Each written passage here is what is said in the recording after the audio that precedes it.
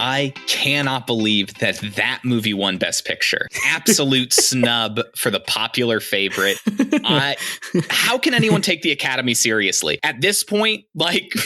Yeah. None of us should. None of us should. None of us should. When Meryl Streep gave Sterling K. Brown the chair live on stage, that shit was wild. I can't believe that it opened with Anthony Hopkins sliding down the stripper pole into hell, landing on Lil Nas X's lap. That was crazy. I'll be honest, I totally blanked on people who are going to be at the Oscars this year, so I just did the first two famous people I could think of, and they were Meryl Streep and Sterling K. Brown. Hello and welcome to episode 14, part 1 of Oscar season. We're the Tough Cut Podcast.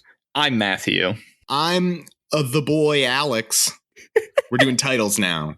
We got titles. The title? I'm Booty Jake. This is Booty Jake reporting in for duty. And I mean the pirate kind, guys. Come on now. Well, guys, I mean, we made all those Oscar jokes. Who knows if all of them got in the beginning of the episode? Listener, you'll find out. But yeah, we went on 5 hours of just Oscar jokes because we're recording these before them. But when you're listening, it'll be afterwards. And guess what? We're doing our Best Picture picks. We're going to highlight some films that we believe should have won Best Picture or at the very least be nominated. I think there's a criteria to suit both here. Because as you'll see when we get into it, we have some films that were in fact nominated for Best Picture and some that didn't get any love. So we'll get into it. I'm really excited about this. I love talking about the Oscars and finally forcing my friends to talk about it and actually care. So one thing I do want to say, though, I just think, again, we want to do this bracket because even just from the films that we've picked, which we will get into, I think it's super evident that the Oscars truly need to revamp something. Not just because from a race, gender, whatever, all that stuff. They did, I guess you can argue a little bit better, but there's still work to be. Yeah, there's a lot of work to be done. But I think, even genre, we have some lovely, we have some sci-fi films to talk about, some comedy, some horror-esque. Those kind of things don't get nominated, let alone win Best Picture. So I'm really excited to talk about them as contenders, as the rest of the world should be. I'll say it. So I guess to run through, it's actually in our bracket in this episode. Coming at you in the first half of the episode here, we've got Borat subsequent movie film versus The Vast of Night. And then the second half of the episode, we've got Da 5 Bloods versus Palm Springs. And then next episode, we've got Sound of Metal versus Another Round and My Octopus Teacher versus Sonic. So a super, super great bracket. Tons to look forward to. Watch these movies. They're all great. I'm so excited. Sonic the Hedgehog already rearing his ugly head. I guess less ugly than it would have been. They fixed it. Who could have put that in our bracket? It could have been. Next week. I mean, listeners, yeah, it could be any one of us because we've all made reference. It really could have been any one of us. Hey, I was just going to say audience engagement. If you tweeted us and guessed correctly who pitched Sonic for next week, maybe you'll win something, a shout out. I'll give you a shout out. That's something we'll definitely give you a shout out. And maybe we'll reverse it for you. We'll do a poll. Spoiler warning for all of these movies. We're going to talk about them. So if you don't want Oscar contentious movies to be spoiled for you, go watch them. You don't have to watch them to listen to the episode. I've heard that it's funny without watching, but if you do want to watch them, go ahead. My mom tells me this podcast is funny without. My mom told me that the podcast is really good, so you should listen too. But if you're hearing this, you're already listening? Also, a content warning for some of these movies. Da 5 Bloods, in particular, has a lot of very graphic violence. It also has actual footage of murder in the opening and I think closing as well of the movie. Throughout the film, racism, police violence throughout the film. Yeah, be warned for that. And then Borat as well has lots of sexual situations, and it's a very satirical movie. Yeah. All right. With that, thank you, Alex. Shall we jump into the first half of this bracket? Let's hop right in. Let's hop right in. James Marston, we're coming for you. We've got Borat, subsequent movie film, released in 2020, directed by Jason Wolner. After landing himself that being Borat, in a gulag from his original tour of America for the embarrassment it caused the nation of Kazakhstan. Borat must, at the pain of death, deliver a gift. That gift being his daughter to someone in ex-President Trump's inner circle, first Pence and then Rudy Giuliani. This mockumentary lampoons American culture, their COVID response, and most of all, American politics. Wild ride with, Sacha Baron Cohen and his titular I'm role. always so proud of you when you do synopses that are just like tight to the point, like ready to go. So tight. Thank you. Not because you're an awful right. It's just because you spend so long on these. I craft them. I craft them so gingerly. Yeah, I love it. Why did you pick this movie? So I think it really came down to, in my opinion, the original Borat was such an important piece of comedy and satire in my own life. I think it really opened my eyes to what the value of political satire can be, or cultural satire can be, and how eye-opening that is to the fact that there are real people out there that believe these things and act like this. Yeah. And it seems so ridiculous and it's so funny to watch. But then there is this moment of realization of this is all real. And that is such a terrifying realization that I think makes the satire so effective. And with how tumultuous the past 4 years have been politically in America, retooling the character of Borat to specifically tackle, because I think anyone that watches this, it becomes very apparent that this one is much more specifically politically motivated at Trump and his regime. To tool the character of Borat to tackle that piece of satire, I just think is culturally valuable. Something like that level of messaging, I think, is important and should be, considered in what we think is valuable for movies.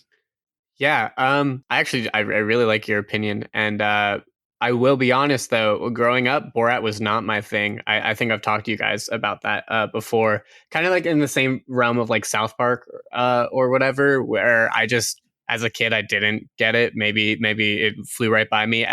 Growing up now, as I'm older, and I rewatched the first Borat in preparation of, not this podcast, but watched when I knew the second one was going to come out. And I found myself liking it way, way more than I ever did beforehand. I do have some issues with this movie, but I don't know. I definitely think I could be swayed. And I think it's a lot of what Matthew's saying. I know going into this that Matthew is very Borat is very important to him, especially growing up. And I can see that. So I think it's going to be interesting knowing him as close as I do. So fucking close. I don't know your blood type, though. I just realized. What's your blood type? Want to announce Matt, that what's your blood type? That's a big secret that very few people know. So if you can get your hands on that information, trust me, there are people out there that will pay you significant sums for it. But trust me, I'm not going to make it easy.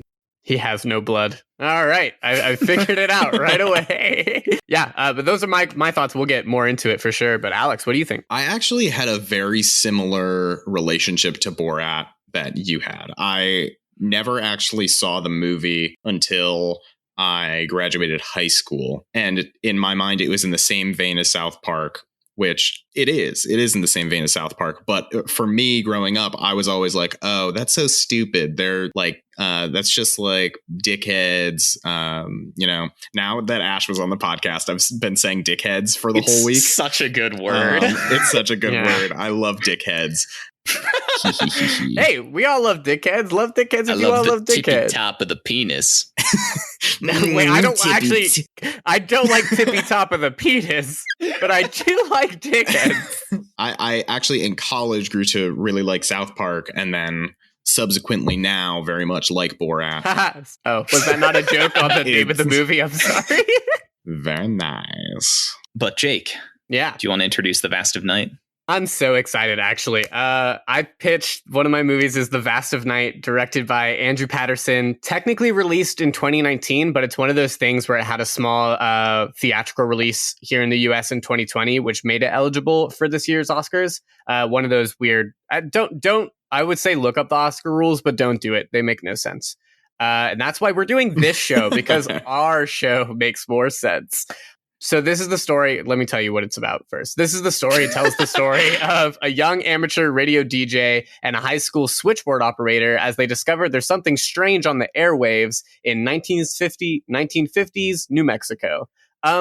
This is one of those films I get so excited about when I see them, and I get ready to watch the Oscars and whatever. and they always come across like my radar some way, somehow. This is like a film where like I always tell my friends, hey, go see it. Like I do a long fucking review of it and I tell my friends about it.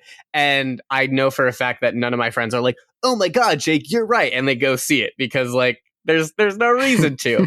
And I'm so excited that like I got to pitch a small genre sci-fi film for two of my very, very like closest friends to watch and talk about. And now for the audience and watch. And like maybe you guys like what we talked about, so you'll watch it too. Like I'm just so, what are you guys' thoughts? I'm so nervous. It's okay if you hate it, but please love it. I can jump on that one. This movie feels like in a lot of ways it was tailor made for my tastes. At least like the esoteric arm of like, I like kind of, you know, a little bit strange things. It is such an like epitomous slow burn movie that like drops you into a setting and is like, figure it out. Like, what are the relationships of these people? It was a ton of fun to watch. It felt like, for anyone out there that's familiar with Coast to Coast AM, and the supernatural chats that happen there, this movie legitimately felt like a Coast to Coast AM story. I had never heard of it. I am disappointed by that fact, because I really enjoyed it. And for a movie made, I'm sure we'll talk about this more, on essentially a shoestring budget. Amazing. In terms of like major productions, it was a $700,000 budget, which for movies is very, very little. It's a technical feat. I'm sure we'll get into it. I have lots to say, but please, Alex, break my heart. I'm so sorry, Jake. This movie does so many things so well. It's beautifully shot. The long shots, like going through the town, are so cool and so beautiful. It's very well written. The characters are so smart. I feel like they're all interesting and do such good things. I just hate this specific type of sci-fi movie. I hate the alien encounter movies where the whole thing is building to an alien encounter at the end and then it just ends. Like, I hate Close Encounters with the Third Kind. The entire time, as soon as it was like, oh, it's aliens, that was the only thing I could think of. And so like, I know that this is a good movie. It's just not my movie. You know, it's crazy though. Like, I also did not like Close Encounters of the Third Kind. I just felt like this did what it was trying to do so much better, and it was so much more interesting to me. And I've been thinking about this because I was wondering why like that immediately turned me off as I was watching it. And I've realized, for me, this specific like subgenre of sci-fi of like alien encounter building to an alien encounter, for me, is so disappointing because the alien encounter, like what comes after it, for me is the most exciting part. So for it to end and they show these huge spaceships and all this stuff happening and then the movie just ends, like, it kills me inside. I want what happens next, you know? And so you like, want this the movie just ended up being a huge galaxy. letdown. Yeah. I want a Hitchhiker's Guide. I want a space opera. And this obviously is not that, but that's what I wanted. The other big problem I have is, why was the space sound so small? I could barely hear it. Like, they're like, oh, I recognize that sound immediately. And it's like, I couldn't tell if it was just the radio being a radio or if it was actually some intense, crazy space sound. Why wasn't it just like, yeah, what sound do you expect aliens is like? What kind of? I just did it. I wanted that. Sorry, I missed it again. That's crazy. Maybe our audio's off. Like, that would give me chills. So I do want to get into. I do have some cons about both of these movies. Sure. And they both rely on the endings. So one, just like a full disclosure, I didn't really enjoy Borat 2 as much as pretty much every like movie in this bracket so far. I haven't seen one of them. this is a hard thing, but sequeling Borat is almost like an impossible feat. And I think the way Matthew recontextualized it for me in the beginning of this is helping me a little bit more. I just thought the whole like this being super constructed instead of relying on its more like improv base of like the first one just like really hurt it. And I think it really like I get how it's so specific to this time, but that's also my issue that it's so specific to this time. Like I saw the first Borat and I was like, this is great. Like I still like laughed or whatever. I'm worrying that like watching this, especially with the endings, like you spread COVID like all around. Yes, COVID will be like it's going to be a very big it is a very big historical event, and it still will probably be here for a long time, in some way, shape, or form. But I think it really like shot itself in the foot by like making it be about like so about Trump and COVID, and then also so like something I think would be really interesting is because clearly the filming Borat 2 began before COVID was really like significantly a thing. Right. I truly wonder what ending was slated for the film that they then decided to change. I was gonna ask if you knew, actually, because I figured you would look into it. I don't think anybody quite knows, other than obviously the crew, Sacha Baron Cohen, etc. Well, it's so fascinating because, like, in terms, you talked about it being like so much of it was scripted because it was planned to be so political. But like the COVID situation that happens in the movie, for me at least, came off as a huge twist. And maybe I don't know when you saw this movie originally, Jake. I hadn't seen it until just now. You're watching it during our recording? What the fuck, Alex? Yeah, I just finished it 3 seconds ago.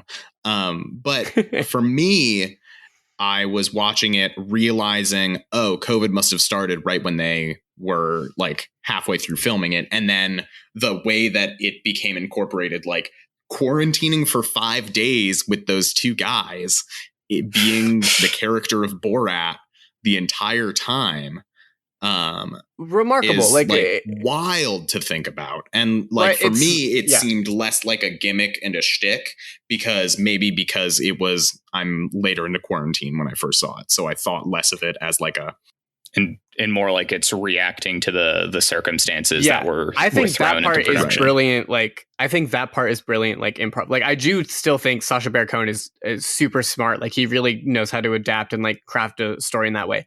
The more crafting had to do with his like relationship with the daughter thing. Like there were some scenes where it's just like this is just obviously like scripted stuff. They're like they're doing stuff about, which is great. They're like talking about like like feminist ideals and like how like women are treated and stuff. It is great, but it just like it's so jarringly different than like the bits they do with Pence and like the bits. It's the fact that they stick out. Like I think it's still like if Borat 2 was just like a Borat film, great. I think it's great, but since it has the context of that, but it's also like I don't know. It just felt so separated. Like it felt so like two different. It is stories, very separated. Basically. I think conceptually thinking about how a Borat movie is filmed, of like he is dressed up as Borat, people don't know who he is, and he is like putting them in uncomfortable situations where they face the reality in a mirror, right? They couldn't do that the same way with Borat again because people recognize him. Post-Borat so world. The only effective way to do that was to bring on a new character. So they have a daughter. The only way to she's great explain why Maria she's there. She's Baklava. So good. She is fantastic. That was one of my notes for sure. Why she's there is to have scripted scenes, because without those scripted scenes, scripted. I'm sure they were improvised between them. I get the rationale of it. And again, this is one of my highlights of this film that I think really boosted it for me. Maria's great. And the fact she's nominated for Best Actress, she's probably not going to get it. We don't know. I mean, you'll know when you're listening to this. But remember how Sonic got Best Actress? Anyway. But I think she's great. I still think those written scenes, like I understand the rationale. They still, I don't think they succeeded. I just think it still felt choppy to me. I still, she's great. She's great. Like that's a hard job to ask someone to do what Sacha Baron Cohen's doing. Yeah. You're putting yourself in danger. You're putting yourself in very like high improv, like it's literally putting yourself in danger. I don't know if you guys have seen from the Country Steve concert. Oh yeah. The footage that was released afterward of someone they've like figured out that it was Sacha Baron Cohen. And people like stormed the stage and like chased them away. Yeah, it chased him into his trailer. You know, there's like dudes brandishing weapons and stuff, like legitimately potentially life-threatening situations in the name of political satire. Like, holy shit. And that's great. I love that. It's just it's fucked up for me to demand this, but I wanted more of that. Like, I wanted more of what made the first Borat so good, which is why it sucks because you're right. They couldn't make in a post-Borat world, especially the way it blew up. You know, he might as well have made Bruno too. Yeah. You remember the film crazy... Bruno? That's fucking great. No one remembers Bruno. There's some crazy stories about I have the DVD. like from during the filming of this. Okay. There are some crazy stories from during the filming. What happened during the filming, Alex? Many things. What do you want to say? There are some crazy stories from during the filming of this movie. Apparently, so how they got into like the debutante ball. Sacha Baron Cohen told these people that he was filming a coming of age story. Hilarious. So can you imagine like thinking you're going to be in a background character in a coming of age movie, and that happens? Wow, so funny. And then also apparently during the conservative like women's group meeting where Maria is like talking on stage, Borat was supposed to be there with her. And the reason he wasn't is because one of the women who was on like in the room was in the first Borat movie and would have recognized him. Isn't that funny? Wild? That's so funny. Isn't that crazy? Something that's so positive about these movies is that you genuinely like, how did they do this? Like, how did they do this? Right? Something I want to call out. This is just a very, very small thing. I don't know if you guys sat through the credits. Yeah. But the movie is actually dedicated to the Holocaust survivor that confronts Borat on his anti-Semitic beliefs. As she died before the film was released. And that is one of the very few people that he actually broke character for after they filmed the scene, to like thank her and like, you know, tell her what was going on, which I think is so cool. This is another like big note that I took just because I really want to talk about it. Like, yeah, that scene really got me. Like, I mean, I don't know if it's because I'm Jewish or just anything, like the patience and love like that woman, like imagine carrying all that pain from being in the Holocaust and all that, and facing someone like Borat who is trying to get this real big thing and real hateful shit. It's even sadder when you realize she passed away and still was just like, this is good. It was so pure. Like that scene alone is genuinely like heartwarming and like beautiful. And I think that's part of like the beauty of what a movie like this could do. Another thing that I thought was really, really heartwarming, the scenes with what was the woman's name? Janine Jones, I believe, the babysitter. Yes. Yeah. And Borat's daughter are just like, she seems like such a heartwarmingly genuine person that she is like, no, like she like genuinely advocating this young girl to like have faith in herself and like be her own person, and that like there are good people she can in the world. think for herself. Yeah, that is so cool. I had to look up if she was an actress. Like, she was so good. She has the best line in the whole. I just couldn't believe movie. she was a real person. She says, "How will they protect you? They titties." Wow. Like, it's great. That should win the Oscar. I don't care about anyone else. Just they titties. That's amazing. Well, we've spent a ton of time. I have one more thing that I think is so important to mention. His fat suit that he wore had nipples and chest hair. Which is pretty fun. In the Vast of Night, yeah. It's pretty crazy how in the Vast of Night they had nipples. Thinking and about fat suits, did it stand out to you how large the baby was? when like the teenage radio girl has her baby sister or like her baby sibling sure it's because the babysitter ran away. It was a giant fucking baby. It was a I'm huge sure it's because the kid baby. was like 4. Stop. I don't know how big baby kids size shaving that this baby was larger than Slappy. Posed more of a threat than Slappy too. Yeah. Go listen to our Goosebumps episode. It was really good. Are you bumping? Are you plugging our Goosebumps special in the middle of this? Yeah. Guys, I'm on a podcast. It's called The Tough Cut. We talk about Goosebumps. I think in a similar-ish fashion, it's something, sorry, this totally got away. The part of the ending I don't like about Fast of Night, which, because that's how we were talking, was about the endings. To a certain degree, I agree with Alex. I figured this would happen with Borat just because I know that like there would be this movie begs to be talked about. But yeah. With the Vast of Night's ending, like, you know, I didn't like Close Encounters of the Third Kind. It was just because it felt very like I thought they should have done even less.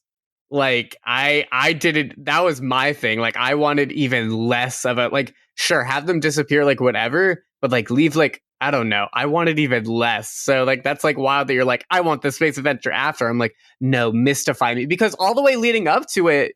It's not that like I think Close Encounters is a good example. I think I also hate the ending of Close Encounters. There's no reason for them to have a rave for 20 minutes at the end of that movie. But like I want what happens after they meet the aliens and leave, you know? That's like, what I'm saying. I want like you people wanted being more. affected by meeting aliens. Yeah. Yeah.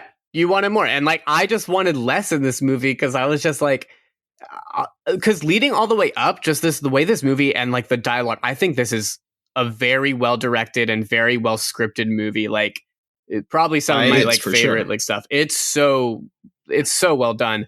I just think you could have put anything at the end, really, any kind of sci-fi, spooky or whatever non-existing thing. And I almost like, I didn't want a definitive answer of aliens. Like I wanted, what if it's like fucking Cthulhu? What if it's Matthew with a fucking axe in the corner of the room? He's done it before. He's murdered. Like do that. I don't know. Like I just, that's what I wanted more because leading up to it, it was such a good crawl, like such a good crawl. This movie so effectively immerses you in its setting and characters, in my opinion. Yeah. It's just so spectacular. And not only does it do that, but it does it through what is some of the best use of long takes and tracking shots. Oh my Something God, I think is like a very small thing, but like huge props. So many movies for dialogue, it's very easy to just do shot reverse shot with people talking to each other. No, man. This movie is like, you guys are going to be on the fucking move 100% of the time. You're going to be walking to your next destination. You're going to be getting into a car. You're going to be doing something in every scene that is just exposition, which just like is more impressive because it's harder to direct, but more impressive because there's more things to manage, and the shots were interesting. This is such a good comparison or similarity between these movies. Both of them do a really good job of showing what they are and what they're about, where they are, everything, rather than just telling you. Like Borat does not tell you what anyone thinks. They tell you and they show you in the way that they react. And it's the same thing in this movie. They don't tell you like that they're in the 50s. They just show you what, like, it's so good. It's one of those wild things. Like Borat, obviously people feel real because they're just real people. This movie, The Vast of Night, they feel like real people because they are just the script is so well written. They are just so well directed and for the most part, so well acted. Like I am so mind blown that this was done on a $700,000 budget. You know what's crazy? Like, another great comparison. They also both always have to be on, but on super other side. Like one has to be always full improv, always know what to do. The other's like you are heavily directed. It's basically like a play, and you always have to be on for like a play and like all that stuff. And I love the Vast of Nights like sort of deal with it just because it is a slow technically movie, but it feels quick. It's always interesting to look at. And it's always like the dialogue is so like witty and like sharp and like I also love the accent of like old time. I love the kid. I'm a radio like whatever. It's great. He does the radio voice. He does the radio voice, and I fucking love it. I love that they address the fact that he has a radio voice. Like, Yeah, she it's brings just it what up people and is like, do. why are you talking like that? It's amazing. Like that's something I genuinely didn't realize until I was talking about it. Like they both have to be always on in these movies, and Mm-hmm. it's impressive on both feats to like on opposite sides of the spectrum, like from an improv standpoint versus from a heavily directed. The script probably was like super important. It's almost like Wes Anderson-ish. This was the debut film from the director, correct? I imagine, yeah. I will be really interested what projects Mr. Patterson works on next. I quite, as I said, I quite enjoyed it, but more beyond just how much I enjoyed it, I think from a technical aspect, it is just I'm gonna say it. I think of this bracket, it's probably the most technically impressive film present. Interesting. I can just make think arguments for others, but like I can see that. Sure. I can see that.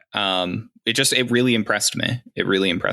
Yeah, and I think the reason why my criteria kind of for this bracket, I've been like thinking about it. I always think about like them. This is for our best picture, right? So I'm looking at it as like a fully encompassing, like, yeah, there could be like one great thing about this movie that it does really well, but all the other things like the direction, like the score, like the script, the actors or whatever, like I'm genuinely considering all of it into like a fully, like, how many things complete is there package. Impressive? Yeah. Mm-hmm. I know, Alex, you said like you want to like more or whatever, but the story in general is like very fun and very creative and also very telling. Like the tackling Tuskegee Airmen too, like basically like with the I forgot what his name was, but with the first caller, Billy, yeah. And then him finally revealing is like, I didn't want to tell you like who I was because like I'm black and like whatever, and like the fact that like he knew, I don't think sci-fi movies like talk about all that stuff enough. You are totally wrong with that. Sci-fi is one of the most ripe genres for political and social critique. It happens so much, but a lot of that is because it happens in novels that don't get adaptations. Well, I'm saying even like I should correct myself because there are like sci-fi even movies like it is all about like race and like what because they're allegories though for a lot of it. The blockbuster sci-fis don't usually address the block or that, even that too. I mean, it's more like blatantly Star Wars doesn't talk about race. Star Wars. I mean, like more blatantly said, more than like because they have allegories, of course. Like all like even Star Trek, like all of their otherworldly things are just Middle Eastern buildings. But people other them and like other sides them be like, oh, they're from another world, and that's how people otherize or whatever. It's stuff like that. Klingons are vaguely an allegory for the Soviet Union in a lot of ways. Yeah, but like you know what I mean, like just Star Trek. But just saying it outright, like saying like all these things like specifically, I think is like very powerful and very interesting. To me, that was less like any kind of social critique because it's a fairly small portion of the film and a fairly small character. It's more setting, like it's more like set dressing for where in the 1950s, like it's socially important what this dynamic might be like than it is like Andrew Patterson trying to make a commentary about race or something. I don't know. I mean, I think there is something to be said though about like stories from people of color being like ostracized or invalidated because of their identities. Which I agree with you completely. I just don't necessarily think that like it was like a major intent of the story to make that commentary. It was more a byproduct of the story they wanted to tell than it was like, hey, we're I think this is mostly coming from the perspective of like, I really like sci-fi. Yeah. And I read a lot of science fiction, and it's so heavily drenched in like racial allegory or commentary, but that's like normally the explicit purpose. Which, So that's even purely in general, for that reason. Yeah, even in general, I think it's even like just amazing that because a lot of directors clearly like you don't have to include that. You don't have to, and that's why it's so good. Well, yeah, I do want to ask you guys. Matt, you talked a lot about how like sci-fi often has very strong allegory and meaning and like purpose behind films. And obviously Borat has that. What do you think that this movie has that a meaning or a purpose behind it, or do you think it was more a? Do you guys think this movie has that? Because that is something I'm considering when voting. I think I definitely think Borat. It's hard to compare them when it comes to like, you know, which one's more like heavy or like having a message, because obviously Borat, like, this is a statement film, right? Like it's fully a statement film. They literally use this to like get people. When did this come out? Like right before the election. They got it for people to vote. Like they did. Like, you know, it was October. Basically propaganda, but like we're all like, that's whatever. Like anti-Trump propaganda. Yeah, I think it's a different type of. No, I'm just asking though, if it did have a message, like what it was trying to convey. If it major theming sorts of things, like what is the conveyance? Yeah. Because like if it has major themes, like how did it do that compared to how Borat did it? Is my thought process. So this was actually something I specifically took notes on, because to the credence of what Jake was saying, Borat is specifically like a statement film, so it's very easy to draw out what point they were trying to make. The Vast of Night, in my opinion, is more about conveying an experience than it is about conveying some kind of commentary. It is literally like the bringing to life of a Coast to Coast AM narration. Like, it's more about immersing you in the 1950s than it is about, you know, again, making some kind of grand commentary.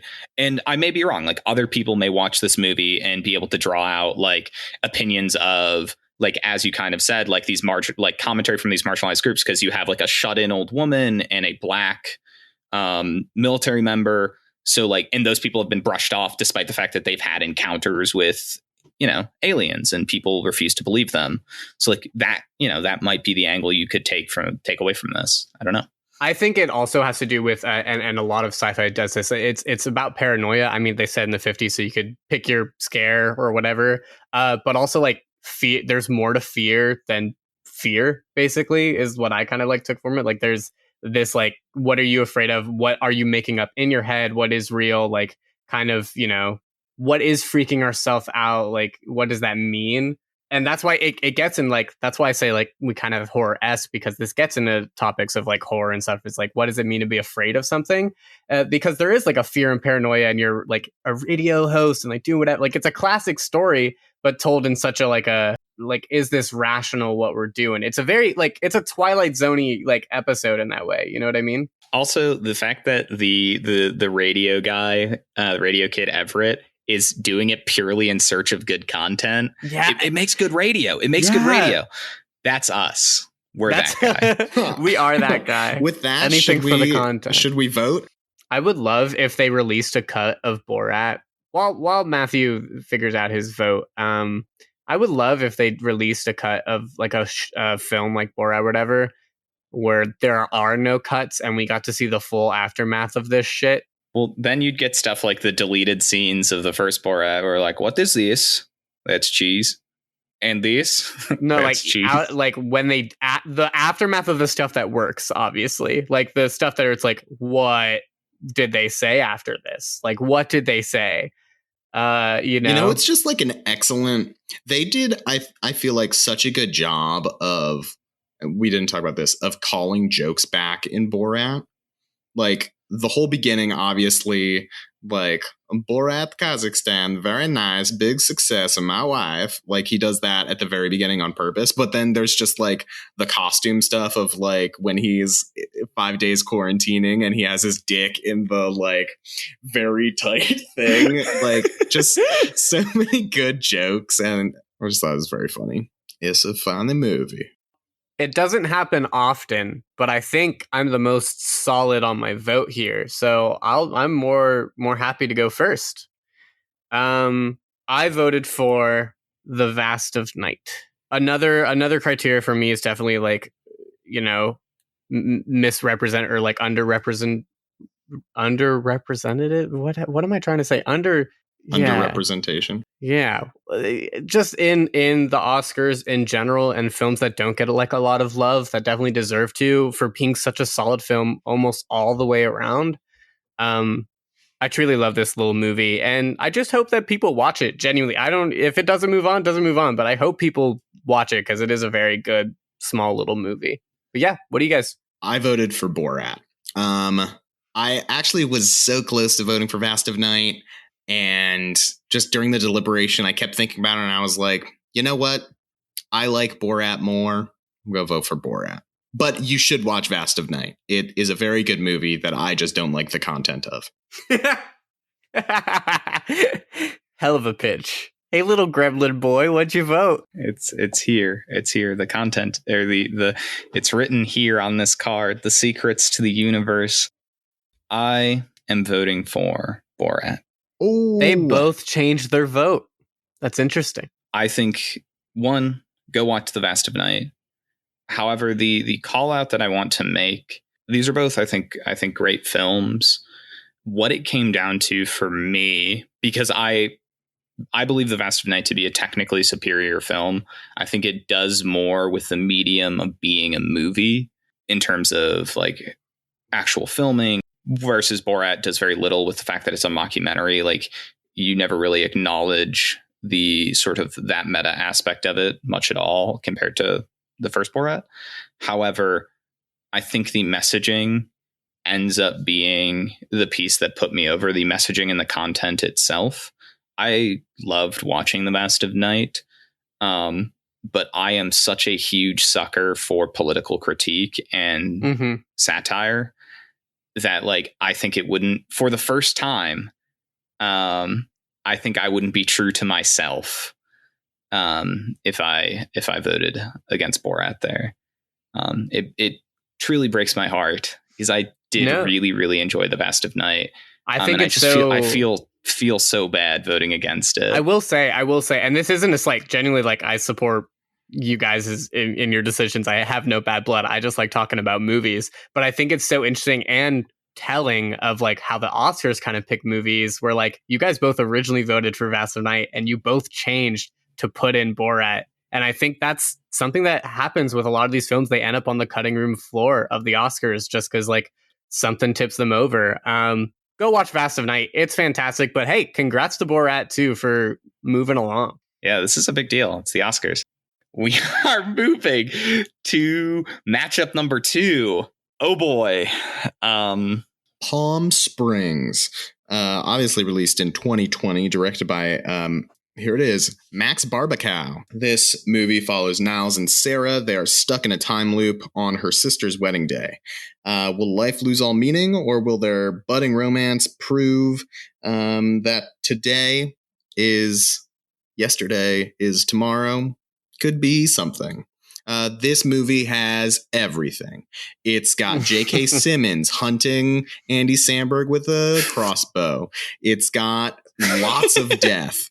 It's got brontosauruses. It's got getting drunk. It's got pools. It's got cheating. It's got the girl from Riverdale and the guy who plays Superman in the CW superhero universe.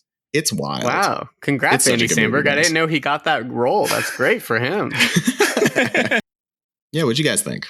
Wow, I love this movie, man. I saw this like when it first kind of came out. And this was like when I saw the trailer, I was like, I'm gonna love that movie. And genuinely, like, I love this movie. It felt like to me, like, this is a film, when I watched it originally, this is another one where I sent out a big review and I was like, please, everyone, go see this movie. And I think it's a better sell because, like, the people, Lonely Island, they helped, like, they produced it, and their production company. It just felt like, in a weird, this is going to sound pompous, maybe, but it felt like I could write it. But I mean that in a very sincere way, where it's like, it felt like this was such a strong, like, in my head comedic voice, and something where it's like a very sweet, but still very like comedic and still very pure film. It has a lot of heart. This isn't a film that like inspires me or whatever, but it feels like, okay, this can exist. And it's something that's in my head. And it felt so like, I don't know. It was a very pure movie for me and something that I really like and enjoy, and definitely something that I'll watch over and over again. For sure. Just because it just brings me so much joy. Yeah. Yeah, so I guess picking up on my thoughts, I'd seen this before as well, so I rewatched it for the show. I watched this basically the first day it hit streaming. It's on Hulu. Go watch it. It's not hashtag ad. We're not sponsored. in a similar sort of experience of like, I saw the trailer and I'm like, I know I'm going to like this. So it was like, it was one of my favorite films of 2020. I really, really loved this movie. Part of that is definitely, I think, where I was at headspace wise, given every day literally feeling like it was yesterday and tomorrow will be, you know, whatever, the same sort of time loop situation of being at the height of this. That I think that really added to the experience and why it felt so emotionally resonant. It's funny. It's charming. Yeah. Like, I have basically pretty much only good things to say about this movie. Hell yeah. And on the other side, we have Da 5 Bloods, directed by Spike Lee, 2020. It's 4 Black American vets who go back to Vietnam seeking the remains of their fallen squad leader and the gold fortune he helped them hide. Yeah, I mean, that's it. And, you know, there's a lot of, it's an intense movie. I mean, I fully realize that Spike Lee is not for everybody, and he has problems, has had problems. He's directed some poor movies. He's directed some very tasteless movies, but he's also directed some like really amazing stuff that like has been really resonant for me in my like film career. I mean, you know, everyone, if you go to film school studies, shit like, you know, She's Gotta Have It or not some like I was gonna say a Marilyn Monroe movie. Wow, why was I gonna say that? She's Gotta Have It or Do the Right Thing. But also for me, like, he just came off of Black Klansman, which that was my favorite movie of that year. You know, being like my father's like Black, my mother's Jewish. It literally tackles being Black and Jewish all in one movie and how intense that was. Felt like it was something that should be watched and felt very poignant of this year in general. So what do you guys think? This movie, I thought was so good. I thought the characters were all so like dynamic and interesting. They do such a good job. I think in a very opposite way of The Vast of Night, I'm such a sucker for old people, like old friends come back together as old people for one last job. I'm such a sucker for that genre of movie. And I think this does it so well and adds so much to that formula. Loved it. So I will chime in on my thoughts. As Jake so poignantly mentioned, Spike Lee can be a fairly divisive director. And I certainly fall in a mixed camp on his subject. I agree he's made some super spectacular films. Black Klansman being great, Do the Right Thing, as Jake said. And I'm sure amongst many others, he also directed the American Old Boy remake. And I will never forgive him for that. I agree. Hey, I agree. He did awful with that. I agree. Da 5 Bloods, though, I really enjoyed. I think it's a very, very good movie. However, weirdly, I think the more time I sat with it, not the less I liked it as a movie, but I think the hollower I felt about its messaging, which is going to be a very heavy piece to unpack. Yeah, I mean, it's a very heavy movie. Fun fact, 3 of these movies in this side of the bracket were all around 90 minutes. This was the only one that was like 2 hours and 40 minutes. Yeah. Mm-hmm. So, long movie. Yeah, I mean, it's I think we'd be like remiss if not. I also picked this one because unfortunately, like Chadwick Boseman passed away this past year, right? And it was super that one hit me really, really hard. And I do think his best performance last year was in Ma Rainey, and I think he's gonna win for Ma Rainey, and I hope he does. People should watch that movie. You guys will know. Ma Rainey's so fucking good. Please go see that. But I think this one was more powerful of a performance given all the context. Spike Lee had these like old men. Whenever they did like the flashback scenes, they remained old men, but like Chadwick still remained the same young Chadwick because he can age because he died. And it's just the context of this and everything, especially at the end with the forgiveness and like it's just so heartbreaking and so beautiful. On the back of as well, Delroy, the actor who played basically our like Apocalypse Now, Descent into Madness, PTSD. I forget is it Otis or no? Otis is the Paul. other one. It's Paul. Paul, you will not kill Paul. That's right. His fucking performance. This is, I think, my biggest snub or one of the biggest snubs. Like, yeah, this should absolutely be nominated and probably like win something. Holy shit, was this performance amazing? So good. One of the little characteristic pieces, at least I feel it's somewhat like Spike Lee loves his little essentially monologues directly to the camera. Yep. And this I feel is one of the best executions of that. But that is not just the only piece of Delroy Lindo's performance that is so spectacular. Like this PTSD crippled man watching his progressive descent into madness as he returns to the country, which has, ravaged his memory for years, is so spectacularly done. Yeah, he's like framed so well. Like he's just, it really blows my mind, and that's what gets me to like the forefront of like why I wanted it to, because this didn't even get nominated for Best Picture. I don't believe they went with Ma Rainey for like it felt like they had to pick a Chadwick performance to be like nominated. It got nominated for some things, but it got short of the Best Picture. Please correct me if I'm wrong. Yeah, it got original score. Yeah.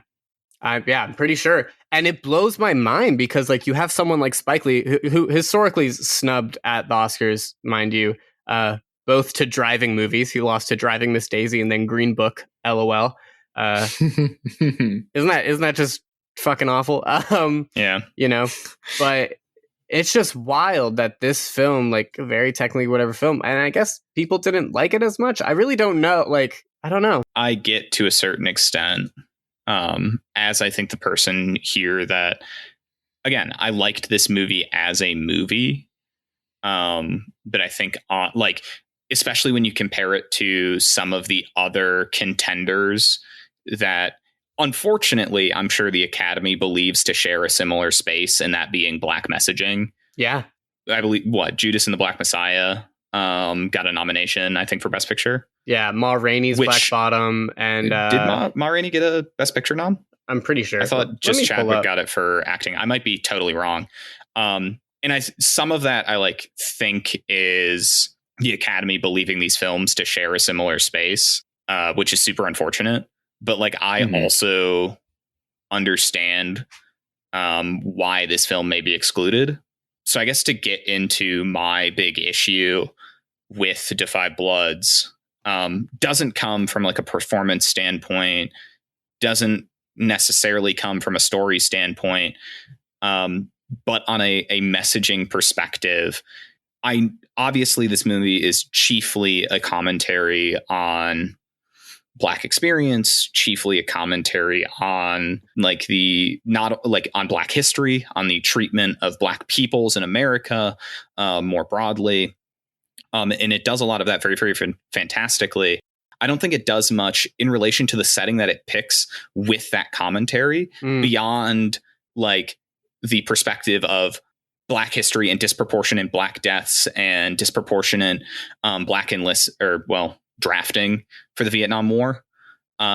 Because there's this piece they set up and make reference to that there's a very clear parallel between the colonial history of Vietnam and the treatment of its natives compared to its colonial history under France and their subjugation compared to Black Americans. They set that up and do nothing with it and never try to really draw valuable parallels in that experience. I totally disagree with you. I think the end of the movie is 100% them, because they kill each other. The Black Americans and the VC kill each other, and it's Spike Lee pointing out how America sent Black Americans to Vietnam because they wanted Black people to focus on a different target, and it's always this aiming this anger towards someone else, and they end up killing each other because it's the same thing with the Viet Cong. And so Like, obviously, I'm not black and I haven't experienced that. It's not an accurate comparison to make in that sense, because the Viet Cong weren't being pointed at black Americans by the French. Like, that is an imperfect comparison to make. But the people in this movie are blaming black Americans now for the subjugation that they've faced and the pain that they've faced. And so instead of in relation to being American. So my take on it is that I think it's another one of those movies that is just trying to, maybe the parallels are sloppy, but I think it's on purpose because Spike Lee's just trying to point out hypocrisy on all sides. And I think the thing that highlights it for me is the Radio Hanoi bit, which I loved. I loved the radio where it was that woman telling, it's almost like a spoken word like thing almost. Hanoi like Hannah. Yeah, Hanoi Hannah with like the black GI and like pointing out the hypocrisy. It's like, you do know Martin Luther King died over there and you're fighting us. Like, and you're like, why are you involved? Like, what are you doing? And then the hypocrisies of everyone, like the fact that Delroy is holding on so hard to his ideas of war. He's a Trump supporter and that he can't like see all that. And like, I think it's all trying to contradict itself because Spike Lee's saying like, we are all fucking hypocrites. And the only one who stands above it was Storm and Norman. But he is equally hypocritical. They never explain why he continues to decide to support the U.S. rather than joining the, communists, which there's a huge history of communist support amongst black Americans, especially from the time period they're talking about. Well, I think, they don't explain that. And that feels so hollow for Norm's character, in my opinion. Like they simply have him be contradictory rather than giving him a motivation for continuing to say, hey, we want payback for what America's done to us. We're going to take this gold. But then given the opportunity on a platter to justify, turncoating, they don't take that. Why? Well, yeah. I just don't get that. It's probably less about because him as a character like Device or whatever, it was less about like his motivations and more how people reacted to his motivations, putting him on a pedestal. And so like it's literally like, turning a mirror. It could be to, imperfect like, memory of the character. Like, we're only getting glimpses from what they remember of him. Exactly. And they're not going to point out his like, whatever. And also like, history's fucking, you may like know that like it may become knowledge, but like a lot of people don't, and definitely they probably like didn't and have like a bunch of hypocritical stuff. Also, Judas and the Black Messiah is the like Child of Chicago 7 technically is also like on Best Picture and has that really like intense scene and has to deal with black people, obviously. Yeah. Well, I say it like that only because like while I love the Trial of Chicago 7, I do think like that scene was very like, oh, here's like again like black suffering in film and like it's very like intense and then like he isn't really credited as like a big but yeah, whatever. Own set of problems. One Night in Miami wasn't nominated, like none of the Small Axe films, like this film Ma Rainey wasn't even nominated. Like that's wild to me that the Oscars have like this, okay, you talked about something black, you're in and only one of you. And it's like, which I think is a travesty awful. That I'm sure Oscar contention, like that is probably a criteria that matters. It's like, oh, we don't want too many very similar things, but we can have a ton of masturbatory stuff for how awesome Hollywood is, which is so bad. Matt, back on your point about Norm. Another thing is like Jake brought up how like the device that he serves as a character. I think he very much represents so in terms of how Paul is looking at a lot of like you have to forgive yourself and forgive.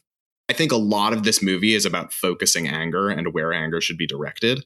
And I think like the purpose of Norm forgiving Paul is to say, like, don't focus your anger on yourself. You are not the problem. Whether or not you've done controversial things, like the situation, how you got here is to blame, Sure. So I think the reason Norm is not like they don't justify him is because he's not less of a character, more a plot device. Yeah. Which I mean, which is a reductive way to say that, but like the film uses him for a functional purpose rather than saying he is a character with motivations. Yeah. I do think again, I want to reiterate, I don't think Da 5 Bloods is a bad movie. I just think it could have been so much more. And I'm disappointed that it wasn't. He does, to your credit, like I do think Spike Lee And this is where like he gets divisive, like for me too. Like he also just likes throwing shit out there to the wall. Like also the random like cuts of like things like really like intense, like showing like those kids getting shot point blank or like and stuff like that. Like it's graphic, like it work, like it evokes an emotion. But I think he handles a bit more than he can chew a lot of times and just wants to show things for showing those like emotional responses. But I also think I just think that films like this, especially them not being fully recognized, whatever, emphasis on fully, but it's just because Spike doesn't really make films about race palatable for like white people or just like, a lot of people in general. Like he's not trying to make palatable movies. And that's probably why like shit got snubbed and shit like, Green Book can like make it in and such. Should we compare these movies? Yeah. I think something really interesting to compare in these movies is how they deal with death. We've talked a little bit about Da 5 Bloods and like how I think death is a huge factor. And, like I guess Spike Lee is exploring who's really killing black people. I think death in Black Death Means. I think in Palm Springs, they take a totally different approach about death and how death is meaningless. What do you guys think? When you brought this up, I immediately thought of Paul's monologue, like it was like, you will not kill Paul, like I will get to choose how I die, sort of a deal. And I think it echoes some similar like stuff that I just see him as Andy Samberg, whatever his name was, as Andy Niles. Good name for him. I can see him as a Niles. I like to think that it's playing on his nihilism. Oh, probably. I thought it was because he's in denial. Well, then they would have called him No, Denials. Denial is in Egypt. This is in Palm Springs. Nice. Good. That was the whole... All right, guys, I'm ready to vote. I got my joke in. Let's go. Get in, get out. But like Andy's kind of like, back and, or Niles, I guess, back and forth of like, accepting like death. Like we are introduced to him fully like shit doesn't matter anymore, which I think is like such a fun trope to kind of subvert in that way. It's like it's Groundhog Day, but it's like totally not. Rather than having to watch him come to terms with and learn how to be in a time loop, we get our introduction to Niles from Sarah's point of view, where he is already perfectly rehearsed every little thing he has to do, which I think is a super fun deconstruction of the time loop bit, the very directly Groundhog Day and, crafting the perfect date to win the woman and all that. Mm-hmm. It's a very fun opening. This was one of those things. It's one of those, like, I don't even know a great way to explain it, but have you guys seen the trailer for, like, there's another movie coming out where it's literally like the same plot, but an action movie? It's like, I redo the same day, and it's with some hardened action. Oh, yeah. Live, Die, Repeat with Tom Cruise. No, but I mean, well, kind of. But, like, it's literally... No, which is a fucking good movie. Or Edge of Tomorrow is the name they eventually gave it. Yeah. Not the poster that just says Live, Die, Repeat.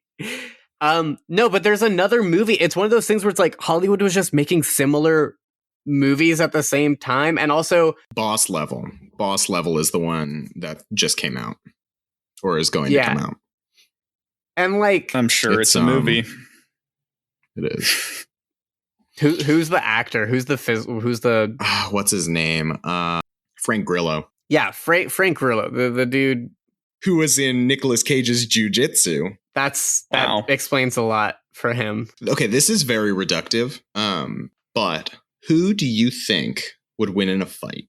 Da 5 Bloods versus Niles and Roy working together, and they get 5 days to prepare, like doing the loop. They get 5 time loops of the fight. They get 2 time loops of the fight. So on the third try, who wins? Well, you say it's the 5 Bloods, so that means Norman's included. Mm-hmm. Because look, we have the 5 Bloods on record saying there's never fair point. Who's, mind you, buff boy, my man, his arms looking huge. Jonathan Majors. Yeah. Have y'all watched Lovecraft Country? This is just a plug for that fucking show. So good. So great. Tried to get into it a couple of times. It's I real love good. Lovecraft. I just, unfortunately, every single time I sit down to try to watch it, I want it to be a thing I like sit down and watch. Yeah. But my fucking goopy goblin brain is like, go on your phone. And I'm like, I'm trying to watch the show. It's so good, and it gets good. Like increasingly, like the episode, it's so good. Jonathan Majors, great.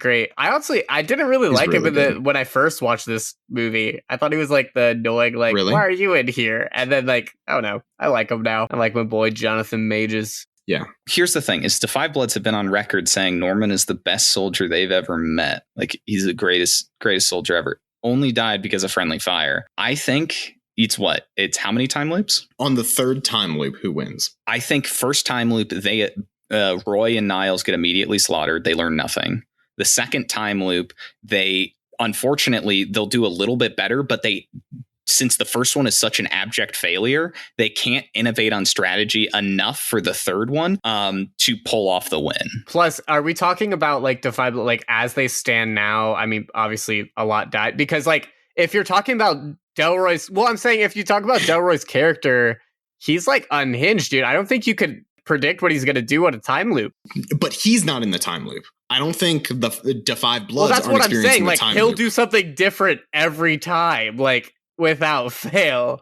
You know, I don't think his time, like. But Roy and Niles are unhinged. They have spent like when a Roy just years. hunts him down. Yeah. Oh, so like, this is post their experience. This is post them experiencing a time loop for however many times they did. Characters at the end of the movie. They get trapped in a second time loop on the day where they meet the Five Bloods. And now Niles has something to live for. Yeah. Because he's gotten past his nihilism, so he has something to fight for. That lights a fire in his soul. What like crazy skills do you think Roy and Niles have after millions of years? Like, yeah, it's implied it's a super, super long time.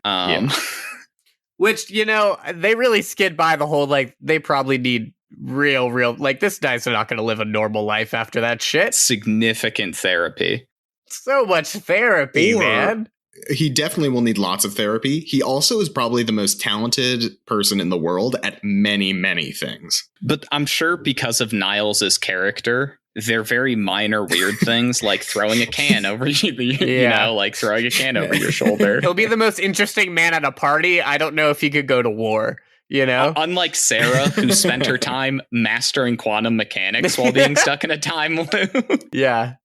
I realized it on the second watch through. It's very vague about how much time Sarah spent in the time loop. Like, clearly it's a long time because she mastered quantum physics. They kind of yada the third act. Like, and I noticed it, but I also didn't hate it. Like, I noticed objectively that they yada the third act, but I did not hate it. And I don't know why. Yada, I think, is an interesting way to put it, because they definitely kind of just like shunt through it, but it's, I think, done very thoughtfully, if that makes sense. Like, it goes very quick because of like the incessance of like, oh, it's a time loop, so only so many things can happen. They just show the degradation of Niles. It's very effective. Well, they introduced their game in such a solid way that you're allowed to be like, yeah, and then she spent time doing, you know, fucking quantum mechanics. That's what. Also, in a way, between these two movies, they're both stuck in time loops, guys. I mean, if you really think about it, with like PTSD and like the soldiers and like them going back in their time in a really like kind of beautiful and poetic way, like, yeah, the Five Bloods are also in a time loop, stuck in that kind of mentality, and like who breaks through it and who doesn't. And like, you know, you have Otis with his like kid all of a sudden that he has. Which is I thought that was a really like beautiful scene and all that. Wow. I just blew my own mind that they're both in a time loop. So I have to really think about that for a second. Hold on. Wow. Who am I? They're forced to continue living with and grappling with what happened in Vietnam. Yeah. But I don't think they can. I mean, they obviously not a lot of clearly people, can't. Yeah. Didn't only Otis survive, or was it none only of them Otis? Did. They all died. No, Otis survived. Otis survived. He got to be with his daughter in the end. Meeting up with his daughter. Yeah. He got shot, but he lived. That's an interesting interpretation, though, especially because you have that like classic, like the two characters on a dolly, like going forward without moving. Yeah, I think, which is very thought surreal. that was meant to be exactly, which in my head was part of the theming that these men none of them could escape what Vietnam They couldn't escape their time to them loop. as people. They all died there. I thought that was sort of the point, and I'm not sure how Otis surviving changes my opinion. Well, it's still, I mean, he doesn't really escape it. He, I think, embraces it is the difference. Which I think, is that more like Niles or Sarah? So I do think from the perspective of him being the one to embrace it is also interesting, as he literally has a half Vietnamese daughter. So he has something to live for.